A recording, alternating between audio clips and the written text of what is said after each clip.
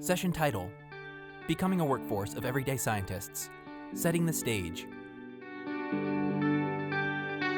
Hi, I'm Andy Yost, an attorney with the Children's Bureau's Capacity Building Center for Courts, and I'm here with my colleague, Dr. Dana Weiner, Child Welfare Policy Researcher at Chapin Hall at the University of Chicago. And we're here today to introduce to you the topic of being an everyday scientist. These are two words that you might not hear that often in your normal day-to-day life, everyday and scientist. Normally when we think about science or scientists, they're sort of austere folks, maybe not the kind of person you want to have at a Christmas party. They're often some laboratory together, dressed in stark white outfits, and they're cooking up very kind of closed system experiments, experiments that give us interesting insights but are maybe hard to replicate in the quote-unquote real world. What we'd like to talk to you today about is the idea of being an everyday scientist. That is, bringing the scientific method out of the laboratory and into our professional environment. To get a sense of what that actually means, being an everyday scientist, we're going to hear from Dr. Dana Weiner. So we think an everyday scientist is someone who is naturally curious about who they're serving, what that population needs, what interventions might be helpful, and why those things might work or not work. We also think an everyday scientist is resourceful and creative in thinking about what data and information and methods might be available to them to answer some of those questions. And third, we think everyday scientists are experimentally minded, willing to take risks and test theories, and possibly learn some unexpected things. So the person that you just described, to me, sounds like a pretty intelligent person. And in some ways, it might even sound intimidating to say, oh, I need to cultivate inquiry inside myself. But as I listen to you talk, what I actually think I heard you say is we do this just in our normal lives. So for example, let's say I'm gardening and I have some tomato plants that just won't grow, or the tomatoes are green but they won't turn red. The everyday scientist in me says, well, why aren't they turning red, right? What's the problem that I have in front of me? And then I start to hypothesize ideas about why they might not be turning red. Maybe they're getting too much water. Maybe they're getting too little water. Maybe there's some bugs that are eating them before they have a chance to turn red. The point is that I have a number of theories about what might actually be causing the problem. Those are the first couple steps in a scientific method. Third, I might say to myself, well, I'm going to do something about it, right? I'm going to spray, I won't actually, my tomatoes are going to be delicious, but someone might spray pesticides on their tomatoes, or they might water them more, water them less. In other words, they have an intervention and they see whether or not what they do actually affects the change that they want. And then of course they watch to see whether or not the tomatoes actually turn red. So there's this kind of evaluation of whether or not your intervention actually worked. Exactly. So if this sounds good or interesting, how can people become everyday scientists? And we've talked a lot about this and how people might kind of evolve to be everyday scientists. So some of the things we've talked about are this idea of cultivating inquiry, thinking in terms of questions and articulating those questions and making them explicit so that you can go about answering them. So developing questions that can be answered using data and evidence, identifying reliable and valid data sources that can be put to answering those questions, and also understanding the potential action implications of what you might learn. So one of the questions we often pose as researchers is, what would you do if you knew? Some of the questions we have are just for curiosity's sake, but in our systems we really care about the questions that have implications for action. So we've painted a picture for you of the austere scientist in a laboratory and also kind of the mundane scientist in their backyard garden.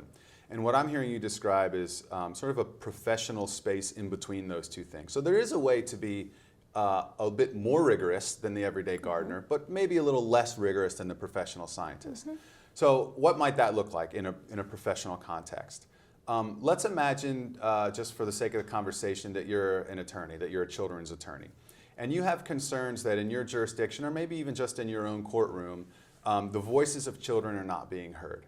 What would you do as an everyday scientist to evaluate whether or not that's a problem and then do something about that problem? Well, the first thing that you'd want to do is decide whether or not the data lines up with the problem that you think is actually going on. And that doesn't have to be anything highly technical or sophisticated. Just get out a piece of paper, a tally sheet. Every time you go into court, write down the day that you're in court and whether or not your child client was present or a child client was present, and if they were, whether or not the judge asked them what they thought, whether or not their voice was heard. And pretty soon what you'll see is that you have a rough and ready set of data that you can use to determine whether or not your theory actually lines up with what's happening in practice. Now let's imagine that it is the case that children's voices are not being heard in your jurisdiction or in your particular courtroom. What's the everyday scientist do next? Well, they come up with an intervention. They come up with some idea or some strategy that they might implement to affect the change that they want. So in this case, you could do a couple of things. You could either make sure that each time you come to court, you're prepared to articulate what the child's client wishes are, or you could actually bring the kid to court if it's appropriate. And then watch and see what happens. This is the next step in the everyday scientific method. Watch and see what happens. Does the judge address the child client? Does the judge make different decisions based on the fact that the child client was there? How do the other parties' behavior change? So the idea is that you watch to see whether or not any change actually happens as a result of your intervention. And of course, whether it does or doesn't is going to matter, and you can adapt or tinker with your intervention to try to get the change that you want. But that's just an example of kind of being in between the rigorous sense of science that we normally think of and maybe the looser sense of science that we were thinking of as gardeners. Absolutely. And what Andy's just described is a plan, do, study, act cycle, which is a small test of change that you can incorporate into your everyday work or everyday life. It involves the third thing that we think you need to do to become an everyday scientist, which is to have a hearty interaction with data and evidence. And that means both consuming data and evidence, but also producing data and evidence responsibly. The other thing that this interaction involves is collaborating on interpreting what you learn. So we're not talking about just sitting at our desks looking at data and trying to understand it ourselves, but rather working with the people we really think are the experts, frontline staff, system stakeholders, to understand what the research evidence is telling us. So inherent in this hearty interaction with data and everything we're describing really are some challenges that you're likely to face. So we felt like it would be only fair to talk you through what we think you might expect that might be a little bit more challenging in your everyday scientist endeavor. The first of those is that you might learn some unexpected things. The data might disagree with your own beliefs, values, experience, or your understanding of the situation. And that willingness to kind of be challenged and to trust reliable and valid data and to potentially change direction based on something new that you learn is part of this process of engaging with data and evidence. Even if the data that you have is not disagreeable, in other words, if the data does confirm what you think is the case, it may be the case that the data you have, despite its strength, isn't clean data or comprehensive data. In other words, it has gaps. Every data set is going to reveal some truth and at the same time conceal some truth. So the diligent everyday scientist is aware of this fact, and whenever they realize that there's a gap in the data that they have, you don't stop there. You just go out and collect some more data and continue to add context and sort of collateral information, supplemental information to really understand what's going on. Absolutely. And the word that's coming to mind is patience. I think this everyday scientist thing requires a lot of patience. Also because we work in big, complicated systems. And the transformation of those systems, or even the implementation of small changes in response to the evidence that we are interpreting, can be slow and complicated and incomplete. And that's kind of another of the challenges that we've thought about in being an everyday scientist. Yeah, good. So there's already a handful of challenges that are on the table, right? If the data disagree, if the data is incomplete, recognizing that, as you just said, that the change can come slow. Another challenge that you might run into is the difference, trying to address different kinds of challenges themselves. So for example, you often hear people talk about the difference between a technical challenge and an adaptive challenge. A technical challenge, it's not that technical. It sort of happens all the time. For example, if you can't get a document to load on your computer because you're missing a little piece of software, you just go download it, you plug it in, and all of a sudden you have a fix to your problem, right? Technical problems have technical fixes. But a lot of the problems that we deal with and that data reveal to us are adaptive challenges. Challenges that have a little more nuance, a little more subtlety, might require changes in people's behavior or attitudes as opposed to, or in addition to, a more technical fix. And that's kind of a nice segue into our last challenge, which is that while the data may tell us who, what, where, when, how, it's much harder to have the data tell us why. And sometimes that requires approaches to research that are beyond the everyday scientist and require collaborations with researchers or more complex research designs to really get into our testing our theories of change and understanding why something worked or why it didn't work. Yeah. So then to return to our central idea here of being an everyday scientist, it's important to keep in mind that to be an everyday scientist does not mean that you work in isolation. As Dana just said, it actually requires a community of scientific practitioners, or a community of people who are using this method that has a high level of rigor, but also has a high level of accessibility, that anyone can do it and we sort of do it already naturally in our world. So if I were you, I'd be asking myself, okay, this sounds great, now what? And my answer to you would be, go be an everyday scientist. The world itself is your laboratory. You don't need some closed off controlled environment. Your skills and ability as an everyday scientist allow you to be an agent of change in a very powerful way. Don't underestimate the value of a tally sheet as sort of the shorthand way of saying that. Be curious, ask questions, gather data, make observations, and then do something about it. Implement a strategy. Rally your community around a solution that you've identified based on the research and observations that you've made. And most importantly, use the results or the findings of your experimentation to create the child welfare system that you really envision. Now we invite you to explore this idea of being an everyday scientist further. Becoming a workforce of everyday scientists. Frontline staff in the legal community. Hello, I'm Christine Kiesel. I'm an attorney and I'm a contractor for the Federal Children's Bureau. I work within the CFSR unit, supporting legal and judicial integration into the Child and Family Services Review and child welfare policy more broadly. I, along with my colleague, Dr. Andy Yost, are going to be talking to you today about becoming a workforce of everyday scientists. Now, before you go away, we are talking to you lawyers. We're talking to you judges. This is actually a very exciting presentation for you. It's very impactful and powerful. And we're going to talk to you about what it means to be an everyday scientist when you're a lawyer or a judge. We're going to talk to you about identifying a problem, problems that you see every day in your courtroom, making sure that that problem really exists the way that you think it does, believing that there's something that you can do about it, figuring out what that thing is, and it could be multiple things, then going ahead and trying it out, and then tracking it to see if it made a difference. And if it did, we're going to talk to you about sharing it and implementing it broadly. What we want to stress is that we don't need you to wait for evidence-based interventions. We know that they're few and far between in the legal and judicial communities, and we want you to know that you are making differences. We know that you're doing innovative work every day, and we know that you can do more, and we want you to do it in a planful way. So let me outline our session for you a little bit. We're going to be using a Plan, Do, Study, Act model. We're going to introduce you to the concepts in that model, and we're going to guide you through an exercise to get you to start thinking about engaging in this work and making positive changes around you. There's a worksheet that you can access in the handout window. It's called Guided Thought Experiment Worksheet. That's going to be used throughout the exercise, and we'd ask you to access that now. While you're doing that, I'm going to turn it over to Dr. Yost to start talking about the tenets of Plan, Do, Study, Act. So as an attorney, when I first heard the phrase everyday scientist, I was really unsure what those vague words could mean. I mean, obviously I know what science is and I know what the word everyday means, but I hadn't really thought about putting them together in terms of my own practice. When I think of scientists, I think about some kind of austere, nerdy type, closed off in an environment, doing some kind of experiment that is really hard to reproduce.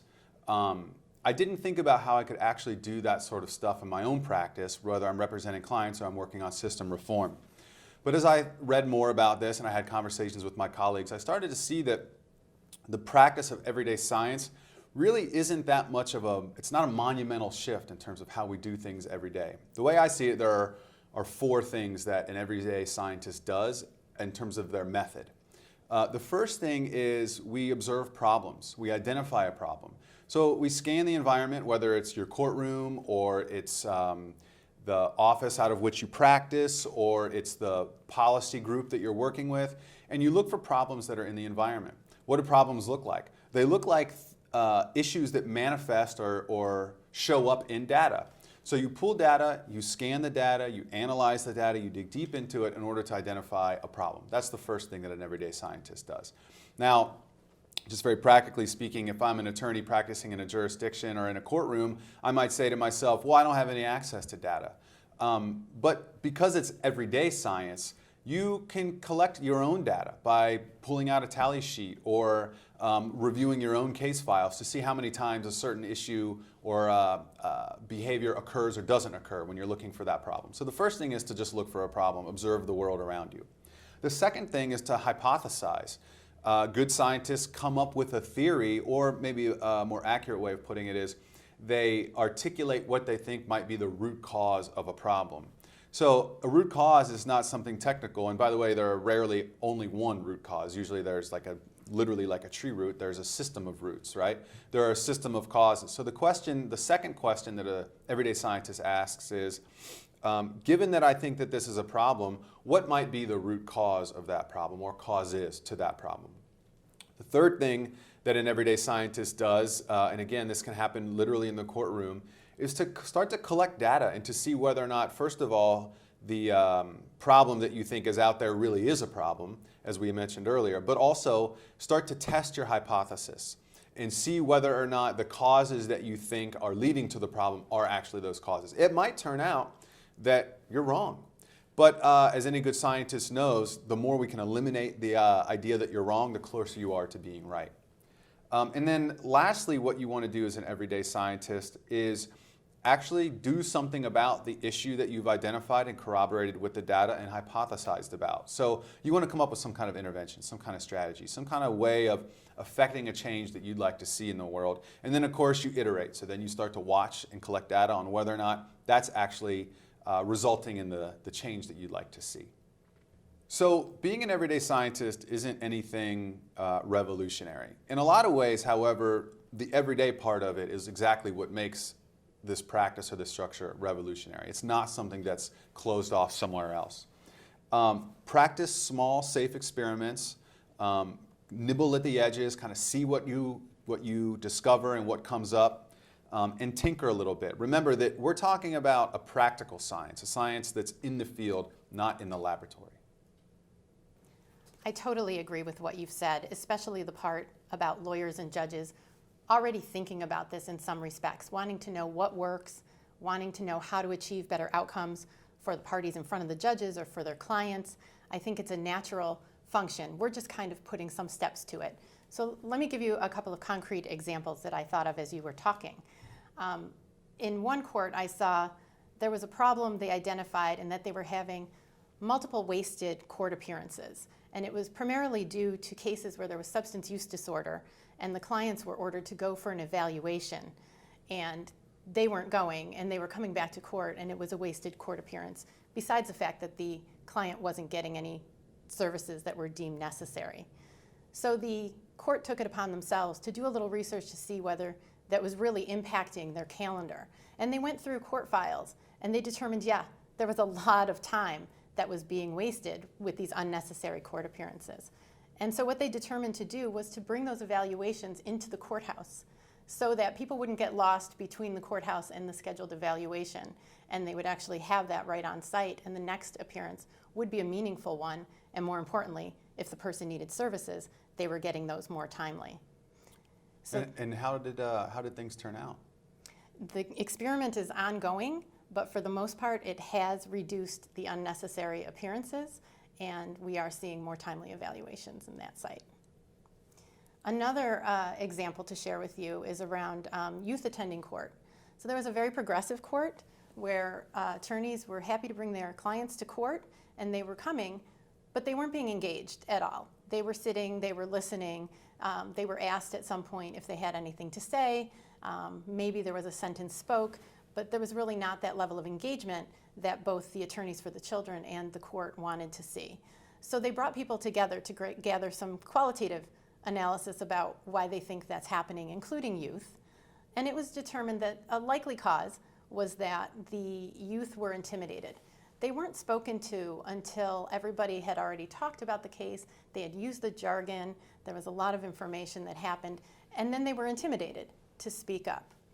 So the intervention that was put in place there was that the judge was going to speak first to the child when they were there for their permanency hearings.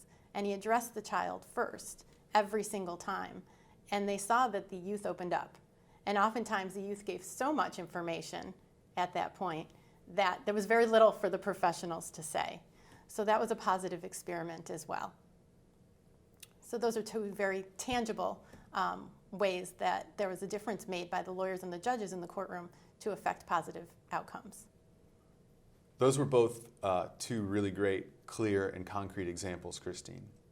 What we'd like to do now is invite you to take a moment and consider your own practice in your own jurisdiction and identify just a handful of behaviors or practices that you think should change in your jurisdiction, or practices that you think should be going on but aren't, so something that's missing in your jurisdiction. Now, we're going to give you 2 minutes by yourself here in just a second to literally write down on that worksheet the issues that you're thinking of. But before you do, I want to add one little caveat to the invitation, and the caveat is this. You have to think of something, some practice that's either ongoing or missing in your jurisdiction that you could affect. Something that's within your domain of practice. So no miracle questions, right? We can't say that we're going to pay everyone $1 million until they do the stuff that they're supposed to do. No miracle questions. So something specific and concrete that you think is missing in your jurisdiction, or a behavior that should be practiced in your jurisdiction. Reflection. Identify the problem.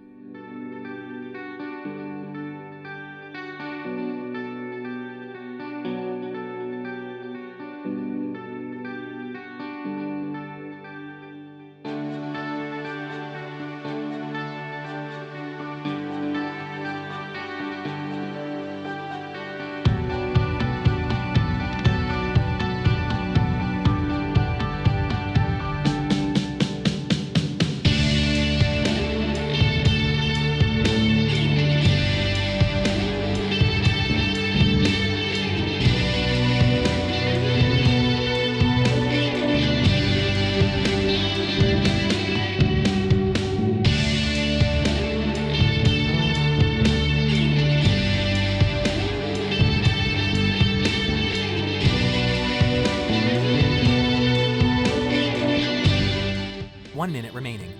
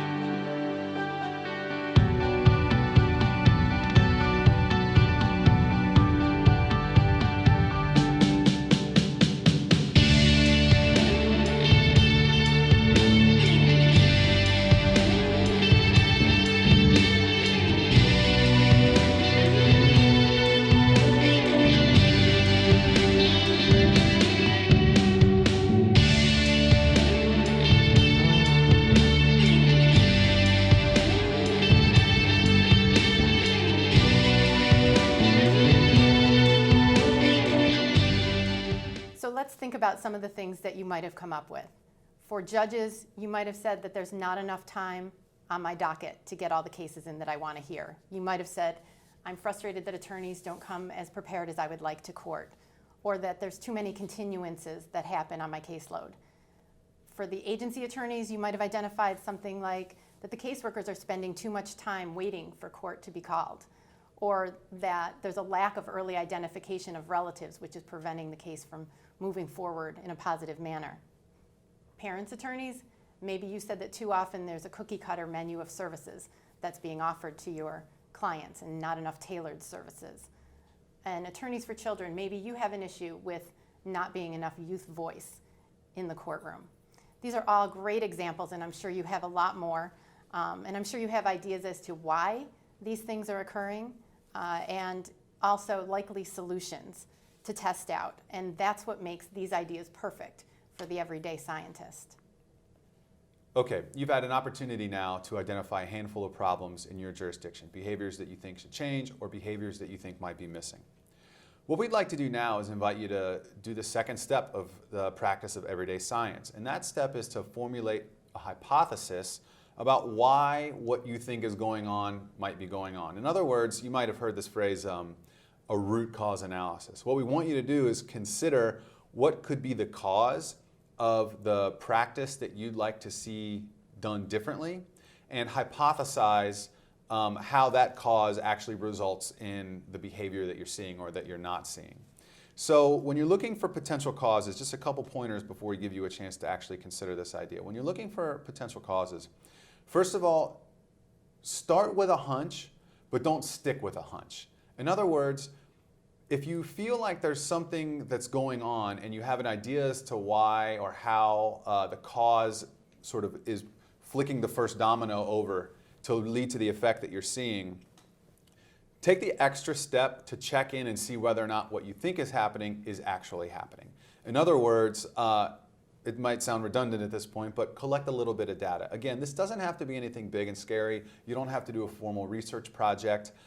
You could collect your own data, review your own case files, but if you're a systems person or judge, for example, you might also pool agency data or administrative data or case management system data. There are all kinds of data sources that are rich and that are around you. But try to corroborate your hypothesis with some kind of data. And we're going to touch on this data point multiple times throughout the process. Now what I'd invite you to do is take 2 minutes by yourself and choose one of the items on your list that you came up with in response to question number 1, circle it, and we're going to work on that problem in particular. And what I'd like you to do now is consider what the root causes might be to that problem. In other words, come up with a hypothesis as to why that behavior is or isn't happening in your jurisdiction. Reflection. Formulate a hypothesis.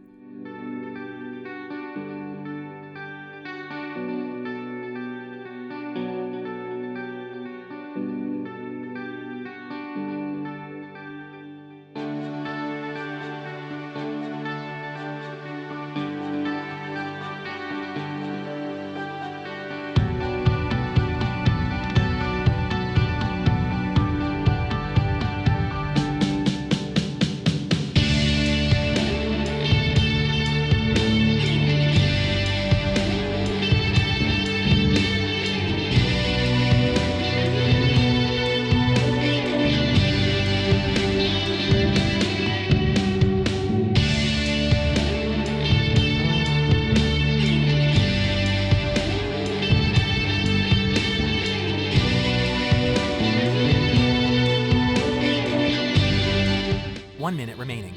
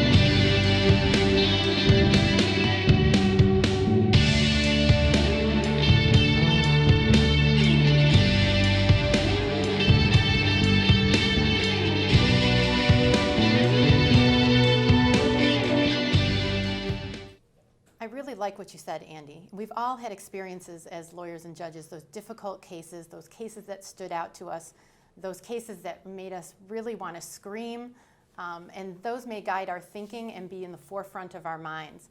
So I agree with you. I would say start there, but don't be blinded by that, because it could be that it's just there because it was so intense to you and may not reflect what the standard is for most cases that come before you or that you're hearing. I just wanted to offer a couple more tips as well about root cause analysis and thinking through the hypothesis.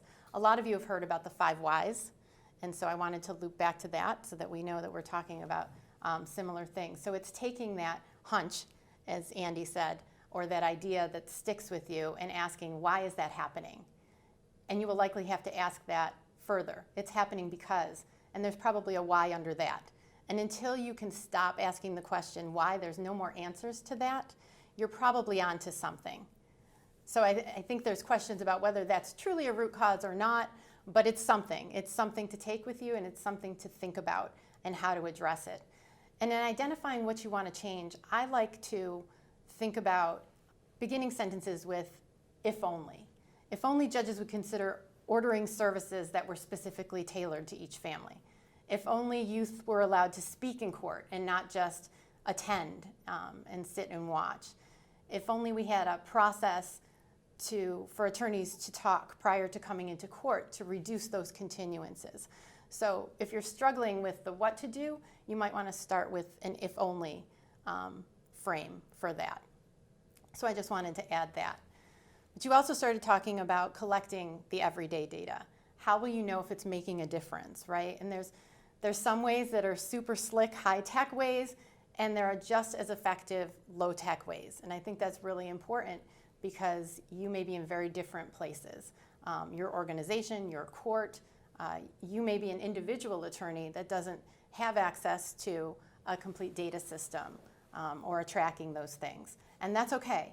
Sometimes we do have that whiz-bang data collection system, and we can just add a field to what they collect, and then we can run reports, and we can get that information out. And sometimes we don't. Sometimes it's going to be someone in the courtroom, a lawyer, a court clerk, somebody in that courtroom tracking manually what's happening in a case. So let's think of an example of that from before, when I talked about wanting the youth to be more engaged in court and changing when they speak to the child. You could have two columns, right? You could have youth came to court where they were spoken to first, and they engaged, and they didn't engage. Now, what you have to do is you really have to define what you mean by engagement in order to be accurate, and everybody needs to understand and have the same shared meaning of what engagement is. But literally, somebody could be saying they were engaged, they weren't engaged, by talking to the child first. And then you look at the end of a month, and you see what the impact was. So it doesn't have to be all high-tech all the time. Sometimes you can look at administrative data. There's AFCARs out there, or the Child Welfare Agency has data. Sometimes attorneys groups have data. Sometimes CASAs have data. Community partners that are involved with the court proceedings have data. You should look to see what people have. It's my experience that we don't always know what data is out there other than what we collect ourselves. There can be a review of a sample of case files. Agencies, courts, attorneys, again, can look through those files and they can tell you information. And one of my very favorite data collection tools, you can also engage in court observation as a useful tool. And I know the CIPs out there, that's a very familiar process to all of you. My point is there's a lot of ways to get at it, and you might just get stuck there before you say, I don't know that we have that, or I wouldn't know how to track that. And that's okay. That's all right, because there's people that can help you with that. But the important thing to take away is that we must use the data. We must inform ourselves of how these interventions are working, and everybody really wants to know. So Christine has just told you about a number of different data sources that are available to you depending on what your role is in the legal profession, whether you're a court improvement program director or a judge, an attorney, a service provider for that matter. There's a data-rich environment around you if you just look, and frankly you don't have to look very hard.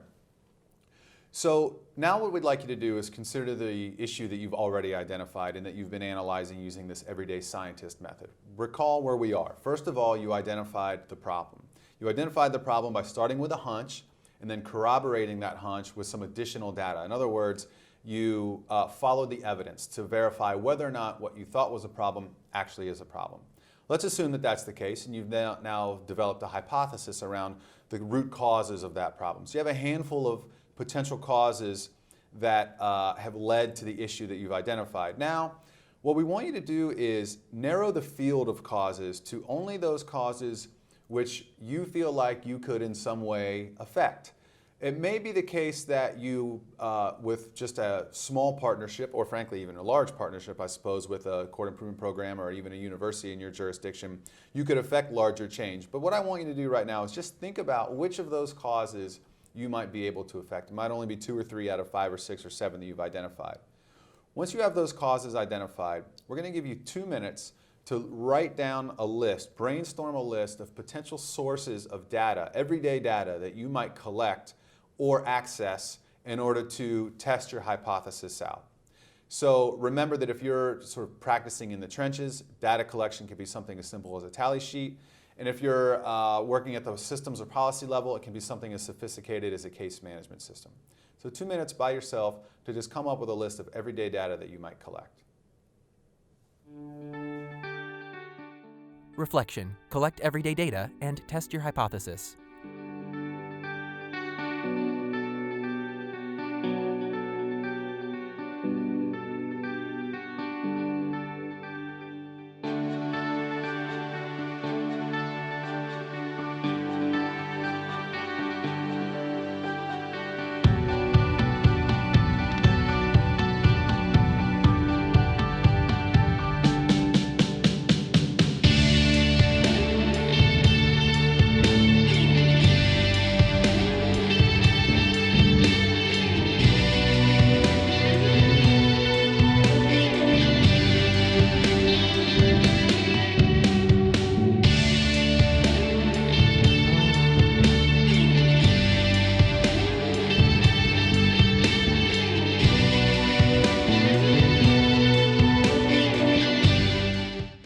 One minute remaining.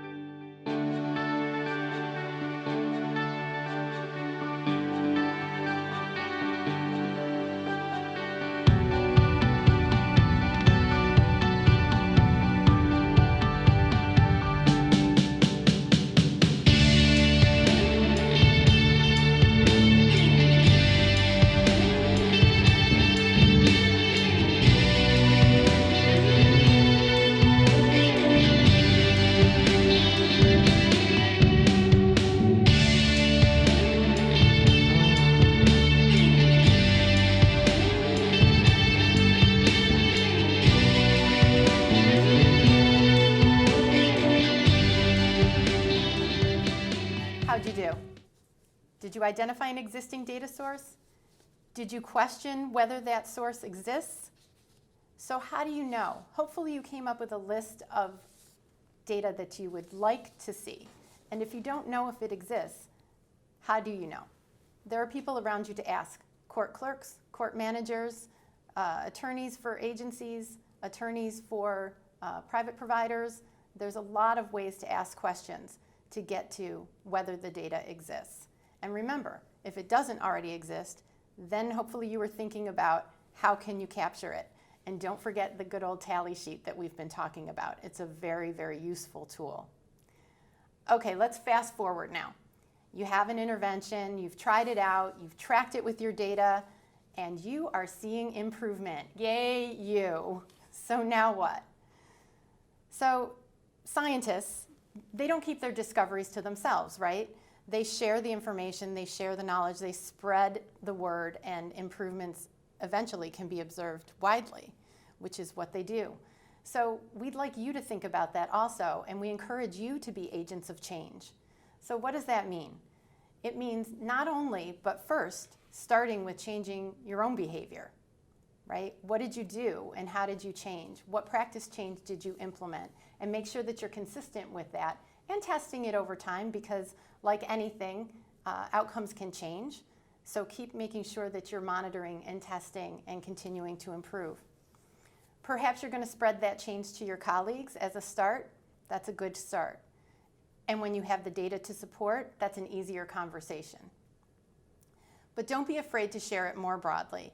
We really need to create evidence in the legal and judicial fields on what works. We need to test, we need to implement, we need to create a larger body of research for the field to guide us in what is really very difficult work. Contact your CIP if you want to study what you've done with a more robust evaluation. They know how to do that. They know how to get in touch with the Capacity Building Center for Courts to be supported in that work. And that's really what we need to see. We need everyone to start thinking about being agents for change in your own practice, but supporting it for the larger communities. So that was really great, Christine. You gave us a clear vision for how we can take our practice of everyday science within our own locality, our own jurisdiction, and then really maximize the benefit or maximize the impact of the findings that we gather from the practice of our everyday science by sharing it with, as you put it, other scientists, right? Other folks that are engaged in this kind of method that we're engaged in. That really strikes me as a compelling point. So in summary then, to be an everyday scientist in the legal profession really in a lot of ways isn't that different than being an everyday scientist in any other kind of profession. It involves sort of 4 main steps. The first is identify your problem and make sure that your problem is rooted in some data, not only your own experience. Second, you want to form a hypothesis. You want to come up with sort of a clear, logical explanation as to why you think what's happening is causing the issue that you think is happening. In other words, we've used this idea of root causes. Identify some root causes. Third, collect some everyday data to corroborate your hypothesis and get a sense of what might be an appropriate solution or intervention. And then fourth, do something about it.